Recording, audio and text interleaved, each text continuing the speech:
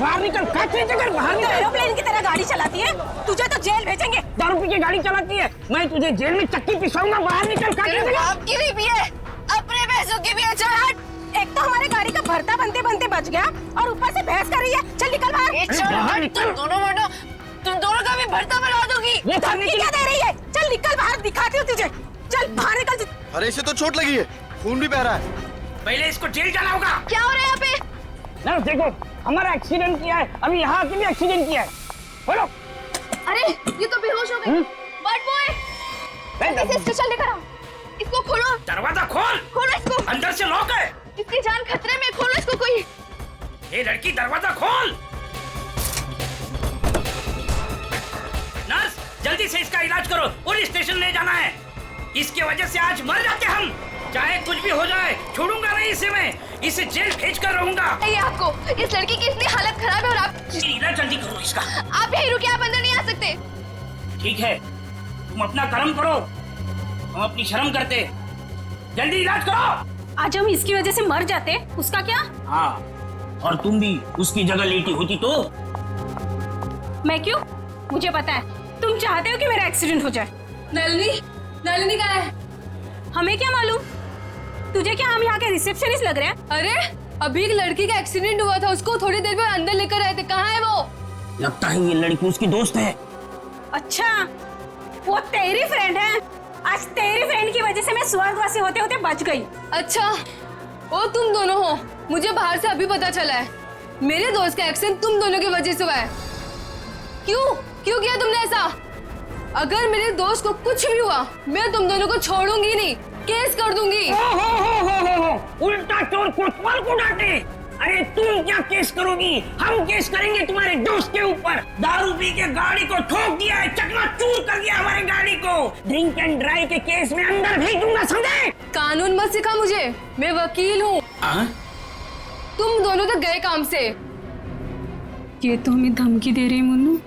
हाँ, मुझे भी कुछ कुछ ऐसा ही लग रहा है। देखो, आप हमें इस तरह से धमकी नहीं दे सकते। ये क्या हो रहा है? शांत रहिए, जरा शांत रहिए। हॉस्पिटल है, कोई मच्छी मार्केट नहीं। अरे आप लोग सब जानते हैं ना कि अस्पताल है और उसके बाजू में आसपास कहीं भी ध्वनि प्रदर्शन किया तो आपको सजा हो सकती है। सॉरी डॉक्टर साहब। शांत रहिए। इलाज।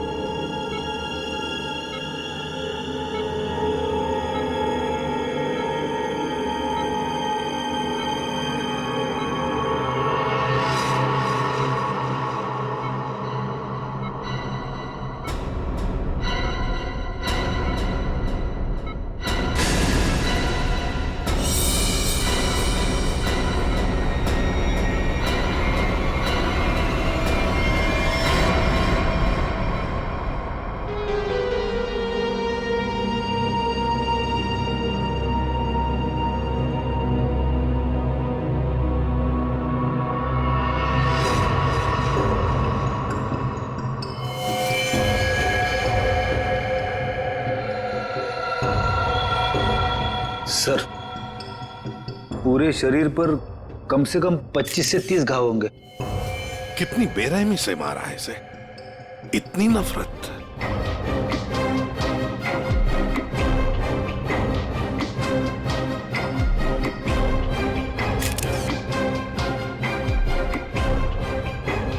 कोई पुरानी दुश्मनी होगी सर।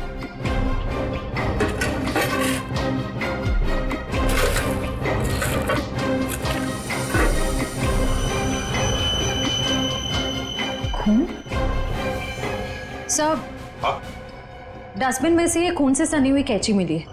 लगता है इसका खून इसी से किया गया है।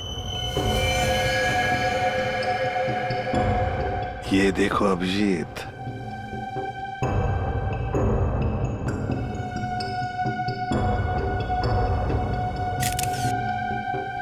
बॉडी टेम्परेचर के हिसाब से तो लगता है कि 5-6 घंटे पहले खून हुआ है। शायद रात को 2-3 बजे के करीब।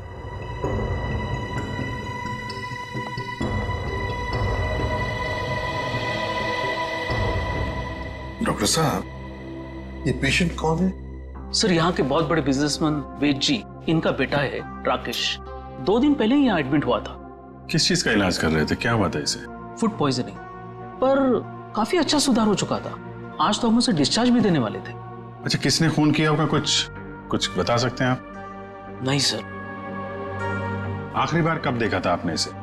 लगभग रात को 11 बजे, जब मैं फाइनल राउंडअप के लिए यहाँ आया था। तब तक तो सब ठीक था। राकेश दवाई लेकर आराम कर रहा था और उसकी माताजी भी यहीं पर थी, अंदर सोफे पर। यहाँ? जी। अब कहाँ है मम्मी? वो रही सर, बाहर बैठी है।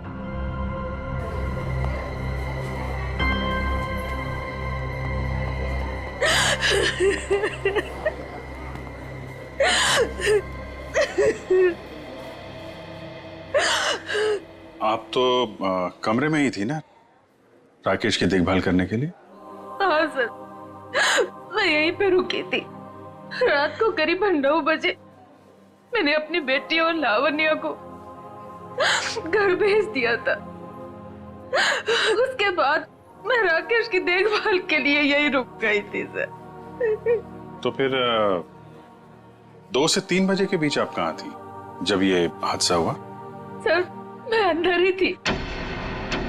अगर आप यहीं पर थे तो शायद आपने खूनी को देखा होगा। याद कीजिए, क्या आपने यहाँ से किसी को आते जाते देखा?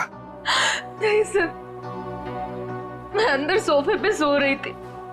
सुबह जब मेरी आंख खुली तो राकेश की लाश को देखा मैंने। कितनी बेदर्दी से मारा मेरे बेटे को। सर, अगर मुझे पता होता तो मैं अपने बच्चे को बचा नहीं लेती सर।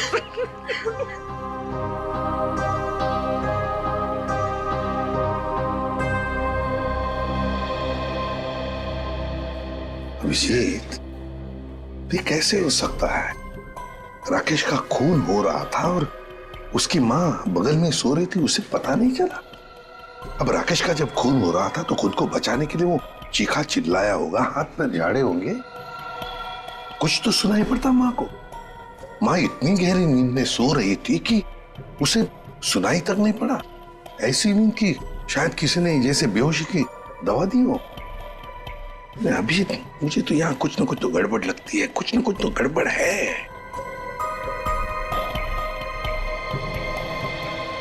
डॉक्टर साहब, एक बात बताइए, क्या आपने हॉस्पिटल में कल कोई अजीब बात होते हुए देखी? मेरा मतलब है कोई अजीब आदमी या अजीब हादसा, कुछ भी? सर, कल हॉस्पिटल के बाहर एक एक्सीडेंट हुआ था। एक लड़की की गाड़ी हॉस्पिटल की दीवार से टकरा गई थी और उसके सर पर काफी चोट भी आई थी।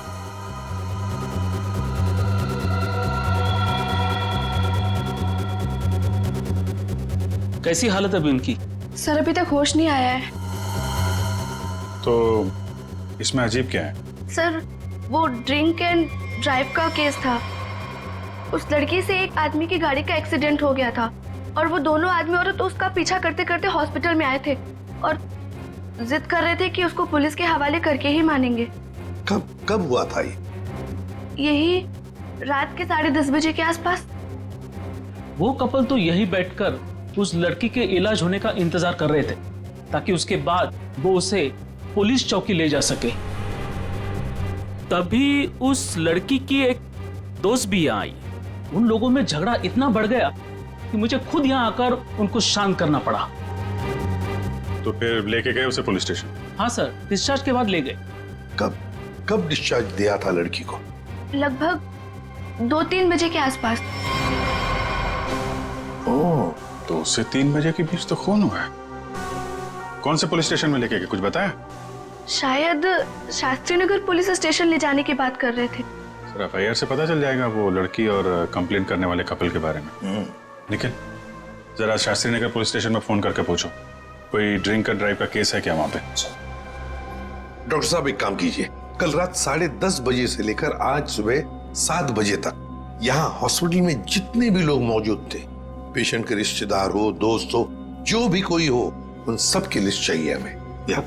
Okay, thank you. सबका कहना है कि कल रात ड्रिंक एंड ड्राइव का कोई भी केस हम लोगों ने दर्ज नहीं किया। ड्रिंक एंड ड्राइविंग का केस दर्ज नहीं हुआ है। अभिजीत, ये चक्कर क्या है? मुझे तो गड़बड़ लगती है। कहीं ऐसा तो नहीं कि ये राकेश का खून और इस लड़की के गाड़ी का एक्सीडेंट होना, ड्रिंक एंड ड्राइविंग का केस दर्ज होना, कहीं ना कहीं तो संबंध लगता है। क्या लगता है तुम्हें? हो सकता है सर, वो लोग पुलिस स्टेशन गए ही नहीं। हो सकता है ये एक्सीडेंट भी नकली हो। लेकिन सर, वो एक्सीडेंट असली था और उसकी चोट भी असली थी। उस लड़की के सर से बहुत ज्यादा खून निकल रहा था। बड़े बड़े काम करने के लिए थोड़ा खून पसीना बहाना पड़ता है। इतना बड़ा कांड किया है, थोड़ा बहुत खून बह गया हो तो क्या कह सकते हैं। हाँ? फ्रेडी, सर, सिस्टर के साथ जाओ और उस लड़की का स्केच बनवाओ जिसकी गाड़ी का एक्सीडेंट हुआ। हाँ? यस। अभिजीत, हॉस्पिटल का सीसीटीवी फुटेज चेक करते हैं और उस गाड़ी के डिटेल्स भी निकालते हैं। और तो और उस कमरे का भी चेकिंग करते हैं जहां पर उस लड़की का इलाज हुआ था।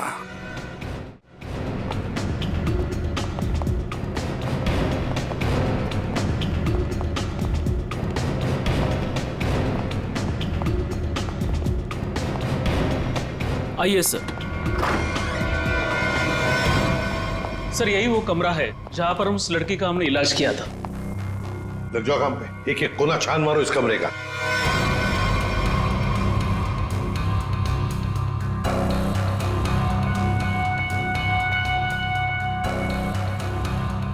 सर, एक भी सुराग हाथ नहीं लगा। सर, उस लड़की का कोई सामान भी नहीं है यहाँ पे। सर, उधर भी कुछ भी नहीं मिला। कुछ भी नहीं। और हम तो ये सोचकर चल रहे हैं कि खूनी शायद लड़की है। चलो मान लिया कि खूनी लड़की है, तो फिर वो यहां इस फर्स्ट फ्लोर के कमरे से सेकंड फ्लोर पर कैसे गई होगी? कैसे गई होगी? ये कमरा फर्स्ट फ्लोर पे है। यहां पर इस लड़की पर इलाज हुआ था। खून हुआ था सेकंड फ्लोर पर। तब ये खूनी सेकंड फ्लोर पर पहुंचा कैसे? पहुंचा कैसे?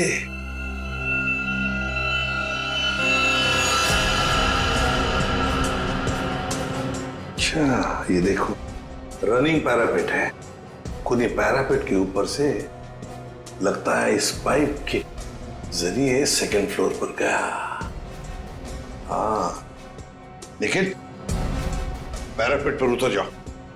आ जाओ, संभल के, संभल के।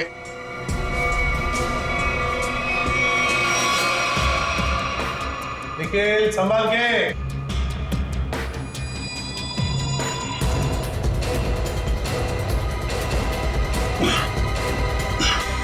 सर, हाँ, यहाँ पे सूखा हुआ खून मिला है सर, पाइप पे लगा। सूखा हुआ खून मिला?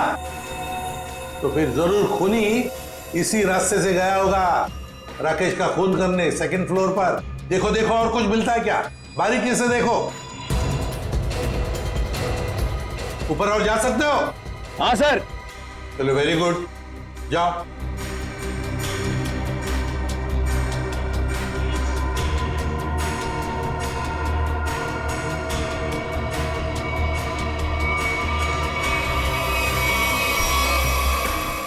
यहाँ पे सर घिसड़ने के निशान है और यहाँ पे खाल भी लगी हुई है सर। ऐसा लग रहा है कोई घिसड़ गया। अच्छा, ठीक है।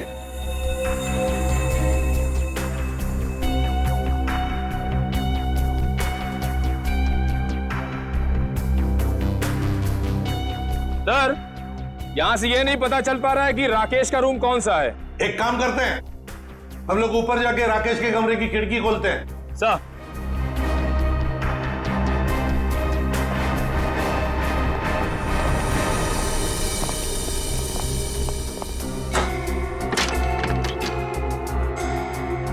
निखिल, आराम से। सर, कोई घाई नहीं है।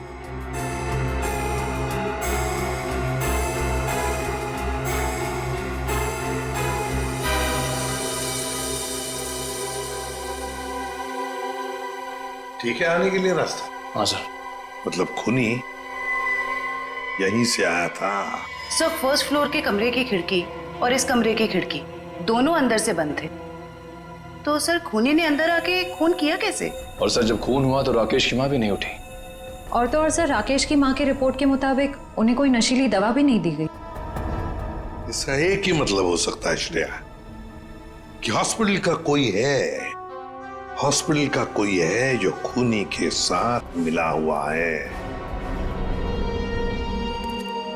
सर वो सीसीटीवी फुटेज में वो आदमी का चेहरा नहीं दिख रहा सर। उसने चेहरा ढका हुआ था क्या?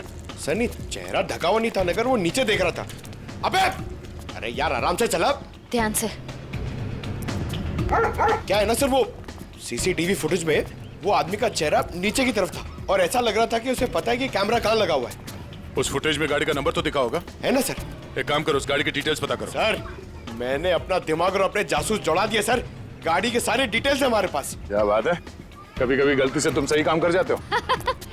सर ये तो अभिजीत सर हैं, इसीलिए हमारे पास इतनी इन्फॉर्मेशन है, वरना ये तो गाड़ी के बोनेट में ही अटका रहता। अरे अरे ये सब क्यों बोल रही हो? श्रेया क्या नाम है उस कपल का जो उसका पीछा कर रहे थे? सर आदमी का नाम गबरू है और उसने अपने किसी मैकेनिक दोस्त की मदद से वो गाड़ी भाड़े पे ली। कौन से खोली में रहता है ये? सर खोली नंबर 420। 420? हाँ सर। जैसा काम वैसे खोली का नंबर। ओ भाई साहब जी। ये घबरू कहाँ रहता है? सर वो तो रामलीला में है। ये सामने? हाँ जी।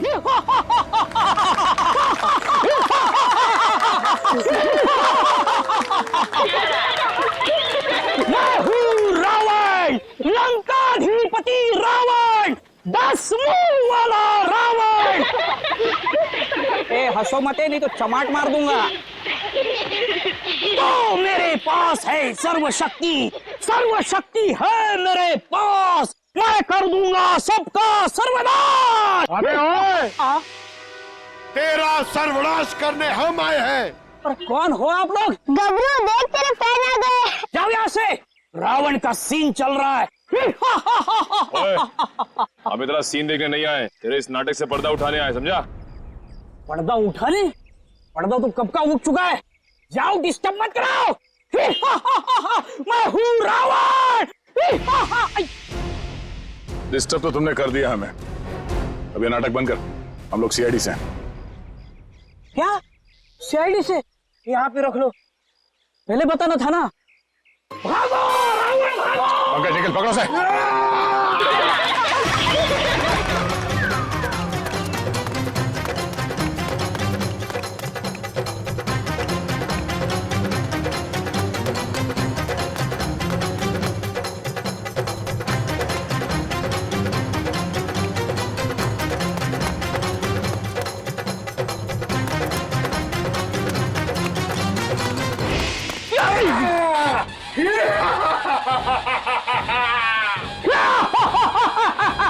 आओ युद्ध के लिए तैयार हो जाओ।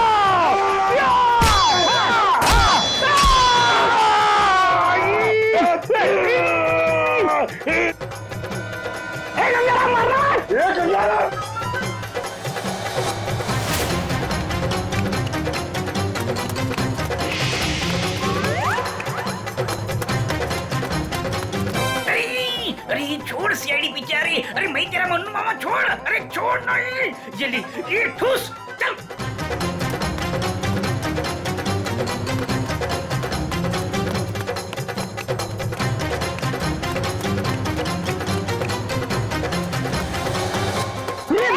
कहाँ भाग रहे हो? अरे भाग, पीछे सीआईडी है, भाग भाग। भागी मारो, खोलने लगेगा, भागी मारो हो गया, भाग।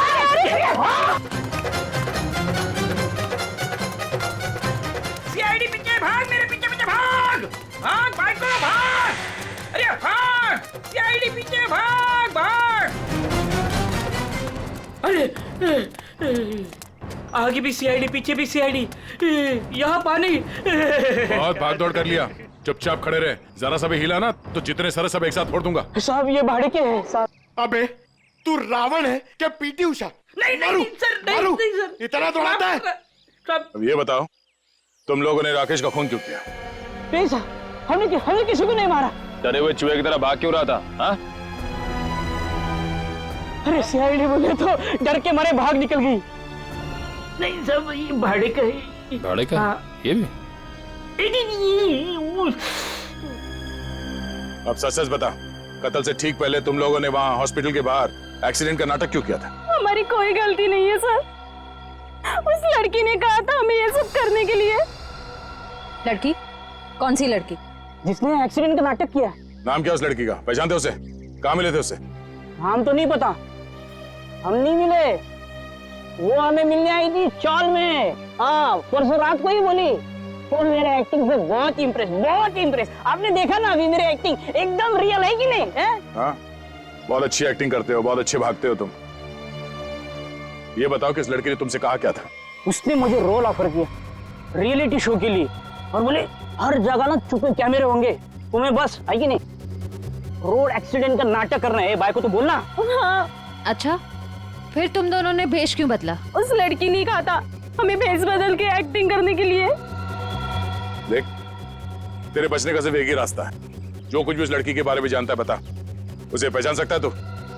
नहीं पहचान सकता। और जब भी मिली है ना वो ऐसे चेहरे पे स्कार्फ पहन के आती थी और काला चश्मा। रात को भी कैसे चेहरा दिखेगा? अरे जब हॉस्पिटल में एक्सीडेंट हुआ था तब तो उसकी शक्ल देखी होगी ना तुमने? नहीं, वो खून से एकदम लथपथ, एकदम लाले लाल था मुंह, पहचान में नहीं आया। अच्छा, उसे किसी से बात करते हुए सुना? नहीं सुना तो नहीं। हाँ, लेकिन मुझे बोली कि तुम बहुत ही अच्छे एक्टर हो, दोबारा जरूर बुलाएंगे। दोबारा बुलाएगी? हाँ।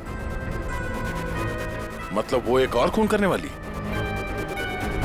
ले चलो ने। साहब, वो लड़की है, लड़की। तुम्हें एक काम बोला था मैंने और वो भी तुम भूल गए। कभी ऐसा हो जाता है।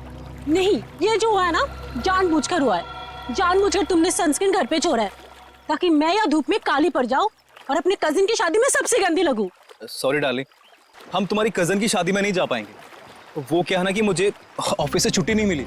मुझे पता था, जानबूझकर तुमने छुट्टी नहीं ली ना ताकि मैं अपनी कजिन की शादी में ना जा पाऊं। अरे नहीं बाबा, ऐसा नहीं है। अभी पिछले हफ्ते तुम्हें गोवा घुमाने के लिए मैंने छुट्टी ली थी। अब छुट्टी लूंगा ना तो बॉस मेरी हमेशा के लिए छुट्टी कर देगा। तो क्या हुआ, दूसरी नौकरी ढूंढ लेना। वैसे भी ये नौकरी कौन सा सोना बरसा रहा है हम पर। दूसरी नौकरी? अरे तुम्हारे चक्कर में पहले 3 नौकरियां छोड़ चुका हूं मैं। ये गलती भी अब मेरे ही ऊपर। सारी गलती ना तुम मेरे ऊपर ही डालो। तुमसे शादी को की थी मैंने। हाँ यार, ये सवाल मैं अपने आप से भी पूछ रहा हूँ, आखिर मैंने शादी की ही क्यों? अरे भाई छोड़ो यार ये झगड़ा वगड़ा सब ठीक हो जाएगा। अरे कुछ भी सही नहीं होगा यार। मेरी एक बात ध्यान से सुनना, कभी शादी मत करना। पति बनने के बाद ना सारी अकल घास चरने चली जाती है। क्या तुम ये सोचते हो मुझसे शादी करके पछता रहे हो ना? हाँ, नहीं डार्लिंग, मैं अपने मायके जा रही हूँ। अरे सुनो तो सही। तुम रहो अकेले। अरे डार्लिंग मेरी बात तो सुनो। अब तो तुम्हें कोई प्रॉब्लम नहीं होगी ना? अरे सुनो, सॉरी डार्लिंग, प्लीज मेरी बात तो सुनो। अरे मुझे नहीं सुनना है। अरे मेरी बात तो सुनो। तुम रहो, तुम अकेले रहना चाहते हो ना? प्लीज मेरी बात तो सुनो। तुम खुश रहोगे ना? अरे ये क्या बात? मैंने सुनने वाली। अरे प्लीज डार्लिंग मेरी बात तो सुनो।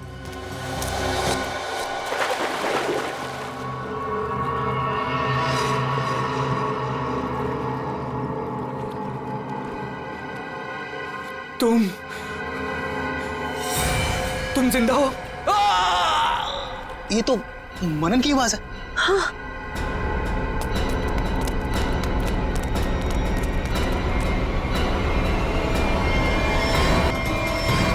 ये तो मर गया। मनन! मनन!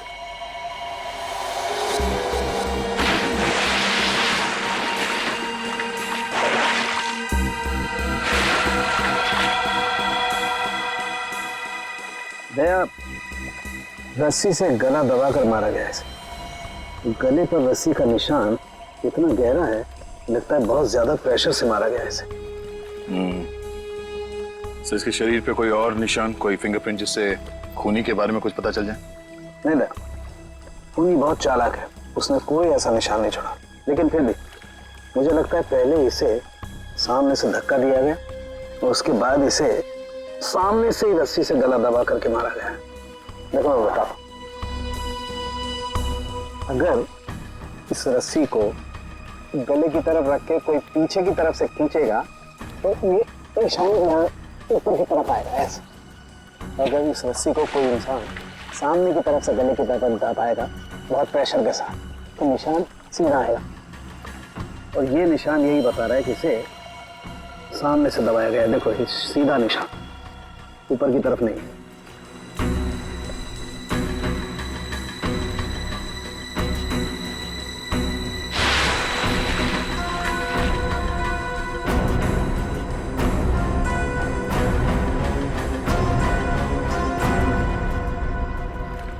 आप लोग कहाँ थे आप लोग जब ये खून हुआ? सर अब घर के सामने थे सर, ये मुझसे झगड़ा कर रही थी और मैं इसे मना रहा था सर। पर गलती तो तुम्हारी थी ना, और तुम्हारी वजह से लड़ाई भी हो रही थी। एक मिनट, ये आप लोग झगड़ा बाद में करते रहना। ये बताओ कि खून किसने किया? सर वो पता नहीं, लेकिन वो कोई लड़की थी। इसका मतलब आप लोगों ने खूनी को देखा है? नहीं सर, हमने खूनी को नहीं देखा। तो फिर आप कैसे कह सकते हैं कि खूनी कोई लड़की थी? मनन किसी लड़की से बहस कर रहा था, उसकी चीख से पहले वो किसी लड़की से बहस कर रहा था। अच्छा वो क्या बोल रहा था? वो जोर जोर से यही चिल्ला रहा था कि तुम जिंदा हो, तुम तो मर चुकी थी। फिर सर जोर से उसकी चीख सुनाई दी और हम लोग दौड़ के यहाँ पे आए, और फिर आके देखा मानन मर चुका था। वॉचमैन, जरा ठीक से याद करके बताओ कि पिछले 2 घंटे में यहाँ पे कौन कौन आया था? हाँ सर, मुझे अच्छी तरीके से याद है। मैं पूरा टाइम गेट पे ही ड्यूटी कर रहा था, और साहब, मेम साहब और मनन साहब के अलावा यहाँ पे कोई नहीं आया। हो सकता है किसी और रास्ते से कोई अंदर आया हो। सर इस घर के चारों ओर तो यहाँ घुसना नामुमकिन है ना। कोई तो जरूर आया है अंदर। वो अंदर आया, खून किया और चला गया। और स्विमिंग पूल को चेक किया, कुछ मिला? सर ये बिना ढक्कन की बोतल के अलावा कुछ भी नहीं मिला सर, मगर पानी क्या मस्त है, ठंडा ठंडा, बहुत मजा आ रहा है। पंकज, तुम यहाँ पर क्या पिकनिक मनाने आए हो? नहीं सर, बाहर आता हूं।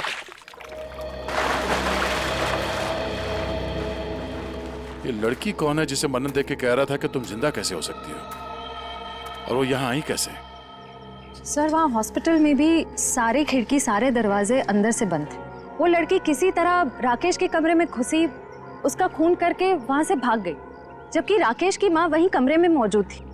फिर भी उन्हें कुछ पता नहीं चला। सर यहाँ बंगलों में भी वो लड़की किसी तरह बंगलों के अंदर घुसी, मनन का खून किया और यहाँ से भाग गई, फिर भी इन्हें कुछ पता ही नहीं चला। सर इस केस में एक ही चीज कॉमन है, लड़की। वहाँ हॉस्पिटल में भी शक एक लड़की की तरफ जा रहा था, और यहाँ पे भी शक एक लड़की की तरफ जा रहा है। सर ये केस सॉल्व हो गया सर। मैं आपको बताता हूं, ये एक बहुत खूंखार आत्मा है सर, जो एक लड़की की बॉडी में घुस के ये सब पूरा कांड करे। पंकज, तुम्हें क्या फ्रेडी की बीमारी लग गई है? हाँ? ये आत्मा क्या है? निखिल, चलो इन्हें फोटो देखो, पहचानते हैं क्या? ये आप लोग इसे पहचानते हैं? सर ये तो मनन का फ्रेंड राकेश है। मनन और राकेश दोनों कॉलेज में एक साथ पढ़ते थे। कई बार मिले भी हैं इससे मानन की पार्टी में, और फिर सर कई बार हमारे घर पे भी आए हैं। राकेश की मौत के बाद मनन काफी डिस्टर्ब था, इसलिए मनन को हमने अपने साथ बुला लिया। तो हो सकता है कि दोनों का खूनी कोई एक ही हो, और उसे पता था कि मनन उसे कहाँ मिलेगा। पर सर हमारे सामने अब भी वही सवाल है, वो लड़की इस बंगलों के अंदर आई तो आई कैसे? हाँ सर, कोई आदमी आसमान चीर के या फिर जमीन फाड़ के थोड़ी आ सकता है, ये जरूर कोई आत्मा।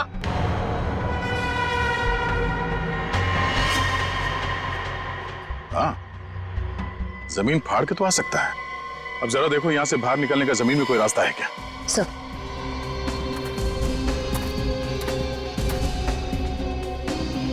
ये फोटो देखो, इसे पहचानते हो आप लोग? फोटो में तो कुछ साफ नहीं दिख रही है, कुछ पता नहीं चल रहा है। ये देखो। सर मैं इसको नहीं पहचानता, ये कौन है ये सर? ध्यान से देखिए, शायद कोई निशानी हो जिसे पहचान लो।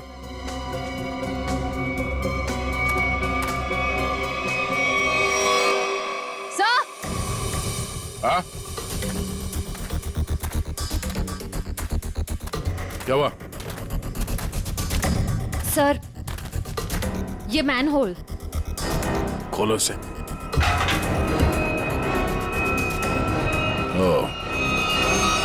तो ये है उस खूनी के आने जाने का रास्ता।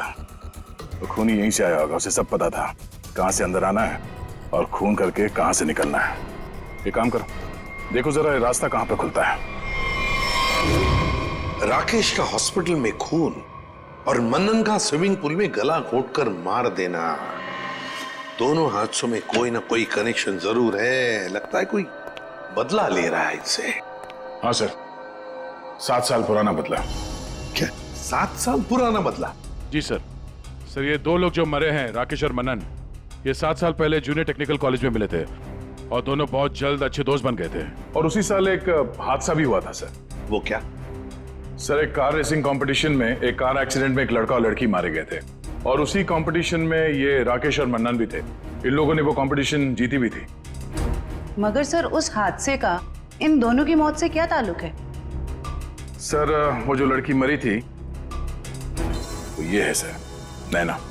अरे सर ये तो वही लड़की है जो कार एक्सीडेंट करके हॉस्पिटल आई थी जिस दिन राकेश एडमिट था।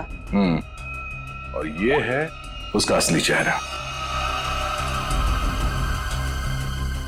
सर मैंने इस लड़की की फोटो दिखाकर कंफर्म कर लिया है गबरू से। उसने कहा कि यही वो औरत है जिसने उसे पैसे देके नाटक करने के लिए कहा था और उस नर्स से भी इसी लड़की का ट्रीटमेंट किया था। तो फिर ये लड़की 7 साल पहले मरी नहीं थी? सर उस एक्सीडेंट में एक लड़का और लड़की मारे गए थे और पोस्टमार्टम रिपोर्ट और फिंगरप्रिंट से तो यही कंफर्म हुआ है। तो फिर ये मरी हुई लड़की जिंदा कैसे हो गई? जयवंती, ये लड़की जिंदा नहीं हुई। नैना जिंदा नहीं हुई। नैना की जगह कोई ये और ही लड़की है, कोई और है। सर मैंने इस नैना की पूरी डिटेल्स निकाली है। उसका इस दुनिया में कोई भी नहीं था, अनाथ थी वो। तो फिर दया ये बदला ले कौन सकता है? सर उसी कार रेसिंग कंपटीशन में राकेश और मन्नन का एक और दोस्त भी था, विक्रांत। एक दोस्त भी था? तो फिर दया, लगता है ये जो भी कोई बदला ले रहा है ना, शायद विक्रांत से भी बदला लेगा। विक्रांत की जान को खतरा है दया, विक्रांत को ढूंढना पड़ेगा। खूनी जरूर विक्रांत के पास पहुंचेगा, जरूर जाएगा वो विक्रांत के पास। ध्यान से। उस लड़की ने इस रास्ते का इस्तेमाल किया है मनन का खून करने के लिए। यहीं से बंगलों में घुसी और यहीं से बाहर आई। अगर यहाँ से बाहर आई है तो उसे यहाँ से बाहर आते हुए जरूर किसी ने देखा होगा।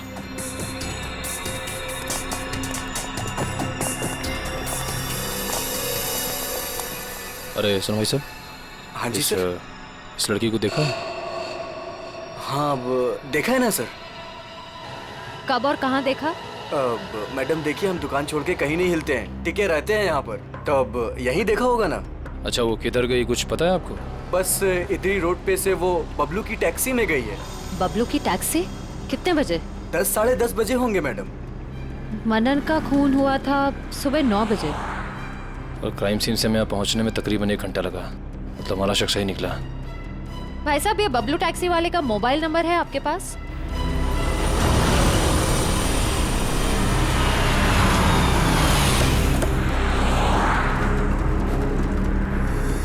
सर यही वो जगह है जहाँ पे मैंने उस लड़की को छोड़ा था।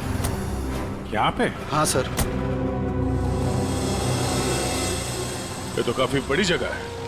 यहाँ पे किस तरफ गई होगी लड़की कुछ कह नहीं सकते। एक काम करते हैं, मोबाइल कंपनी को फोन करके पता करता हूँ कि मलाड क्रीम पार्क से सुबह 10:30 से 12 बजे के बीच शीतल नगर में कितने लोग आए, कितने मोबाइल ने ट्रैवल किया है। हमारा सस्पेक्ट उन्हीं में से एक होगा। ठीक है, तुम लोग भी उस लड़की की फोटो दिखाकर पूछताछ करो। पिछले 2-2.5 घंटे में किसी ने देखा है क्या उसे? हेलो,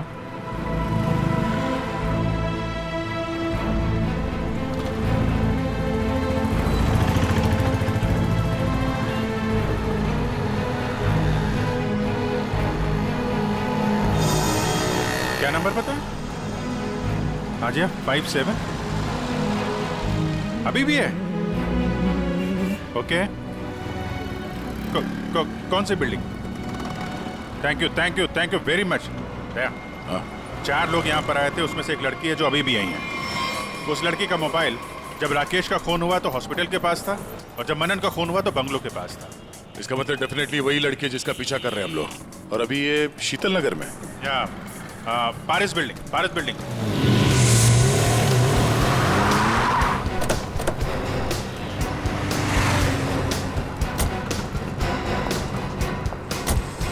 अरे सुनो भाई, इस लड़की को तुमने देखा है यहाँ पे? अरे हाँ साहब, ये कुछ देर पहले ही यहाँ आई थी, अभी बिल्डिंग में गई है। कौन से फ्लोर पे? 3rd फ्लोर पे, 302। कौन रहता है वहाँ पे? दीपक साहब का घर है, लेकिन कुछ दिनों से शहर के बाहर गए हैं साहब। अरे तो यहाँ कौन रहता है? किससे मिलने आई है वो? दीपक साहब के एक दोस्त हैं, विक्रांत जी, वो यहीं रहते हैं। विक्रांत? कहीं ये विक्रांत तो नहीं राकेश और मनन का दोस्त, और यहाँ छुप के बैठा है? हो सकता है, और अगर वही है तो उसकी जान को खतरा हो सकता है। चलो पंकज, तुम ये रुको, देखना बाहर ना जाने पाए।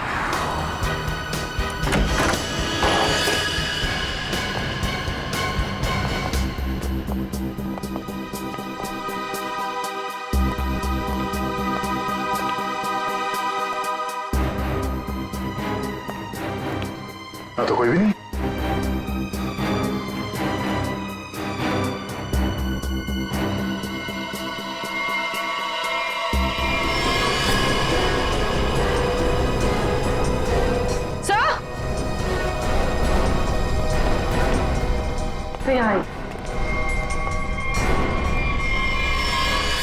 ये तो विक्रांत है, मर चुका है। सर उस लड़की ने एक और खून किया और फिर से गायब हो गई। नहीं, इतनी जल्दी गायब नहीं हो सकती। वॉचमैन ने बताया था ना, अभी तो ऊपर आई है, बिल्डिंग में ही कहीं होगी। नीचे से तो हम लोग ऊपर आए हैं।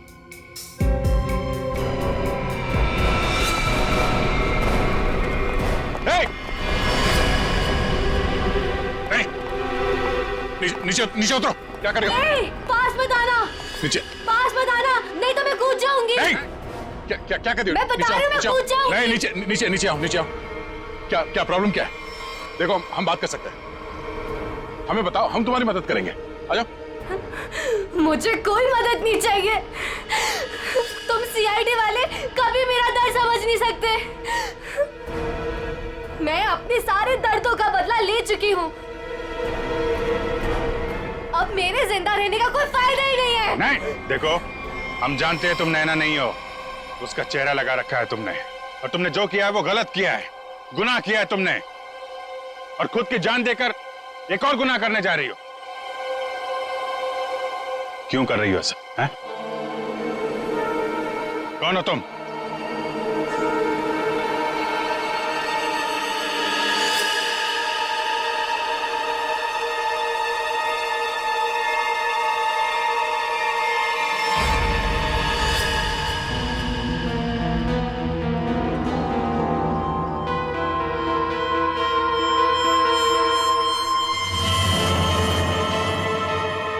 लावण्या हूँ मैं, राकेश की मंगेतर।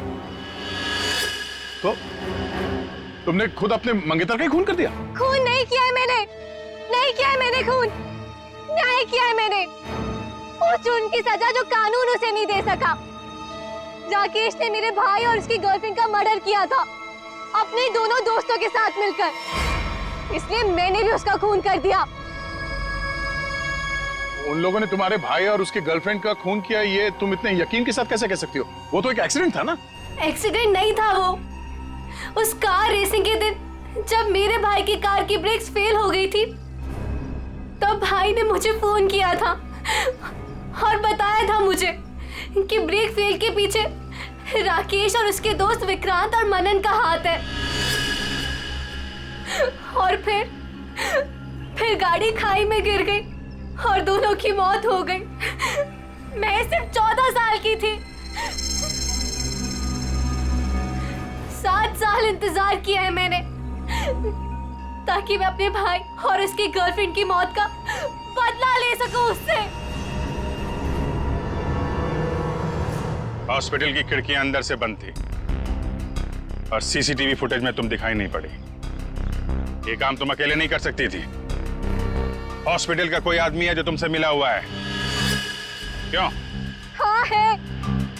किसी ने मेरी मदद की थी और उसी ने राकेश की माँ को नींद की गोलियां दी थी, जो 4 घंटे बाद ब्लड में घुल के खत्म हो जाती है। कौन है वो? नहीं, मैं उसका नाम नहीं बताऊंगी। वो नाम मेरे साथ ही खत्म हो जाएगा।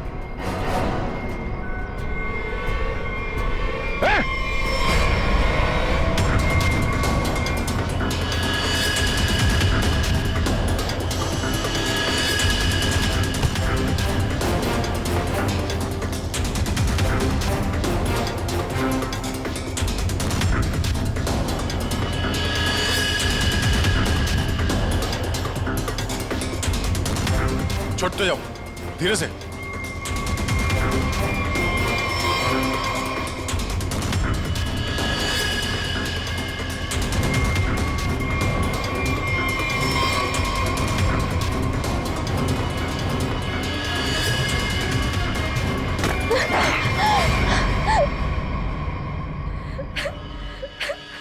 छोड़ दो, जाने दो मुझे, नहीं जीना चाहती मैं। Shut up!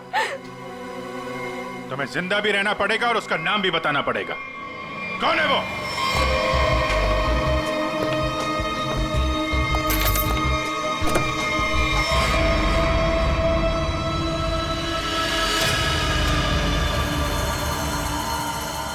अरे डॉक्टर साहब, कहाँ जा रहे हैं? वो भी अकेले अकेले? सीआईडी? डॉक्टर साहब कहाँ परेशान हो रहे हैं?